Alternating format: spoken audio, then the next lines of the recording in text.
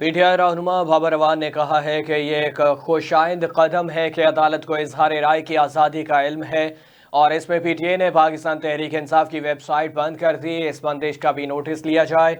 बाबर अवान ने मजीद कहा कि बानी पीटीआई का जेल ट्रायल अक़वाम मुत्तहिदा के इंसानी हुकूक चार्टर की खिलाफ वर्जी है। सुप्रीम कोर्ट की तरफ बानी पीटीआई का जेल ट्रायल भी पब्लिक किया जाए। उन्होंने मजीद कहा कि सिर्फ शहादत कलम बंद करते वक्त बानी पीटीआई को अदालत लाया जाता है। बानी पीटीआई के मुकदमे में इंसाफ का कत्ल हो रहा है। उन्होंने मजीद कहा कि नवाज शरीफ मुल्क में नहीं सिर्फ अपना कारोबार संभाल सकते हैं और नवाज शरीफ के वज़ीर आज़म बनने का कोई चांस नहीं। पीटीआई रहनुमा ने कहा कि जितने भी कबीले और कौमियतें हैं, आर्टिकल 14 के तहत इन सब का एहतराम लाजमी है। बानी पीटीआई के खिलाफ फैसला लेने की कोशिश की जा रही है। अभी तक भुट्टो का मुकदमा निज़ाम इंसाफ पर दाग है।